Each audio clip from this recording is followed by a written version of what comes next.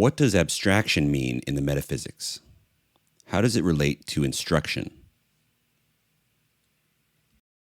When we normally think of the concept, like if I were to go to a dictionary and kind of look up the definition, it would sort of be a notion of out of form, like the rock has form, and in effect, I'm I'm taking it away from I'm taking something away from the form.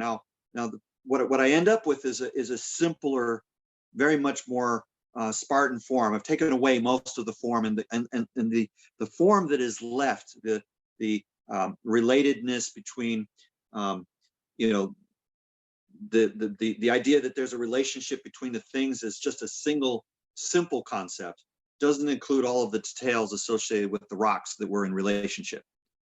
So in effect, there's a profound simplification that's going on. That's one idea of it. And then the other part of it is that there's a kind of disembodiment going on. So the notion of the virtual, right? We're taking something from embodiment to the virtual. So in effect, like if I say the word rock, there's a lot less detail in it than in any actual rock, right? If I'm holding something in my hand, it has embodiment, but the word itself doesn't. The word is an abstraction in the sense that it represents the rock, but is not the rock.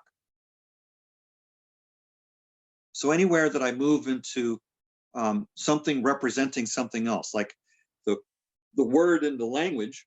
So like I have the English language, which consists of a bunch of words, and how I move sentences around and so on. But it's a different domain, it's a different world than the world of see and touch objects in which rocks live. So to get the notion from one world to the other is an abstraction. Does that help? There's a similar operation called instruction.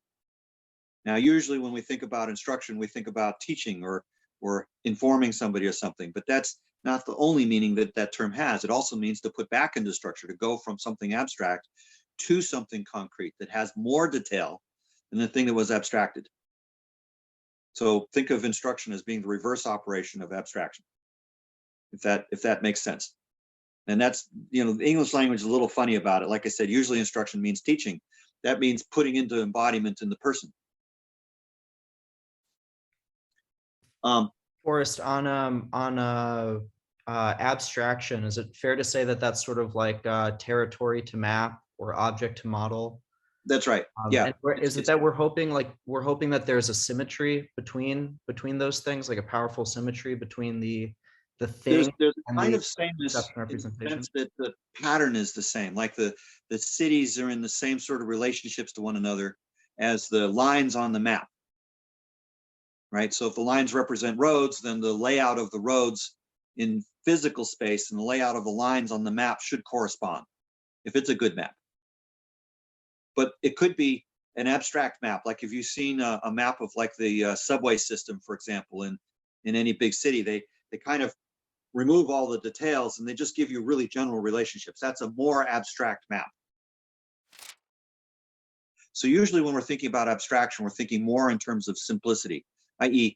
that the map is simpler to deal with than the territory is.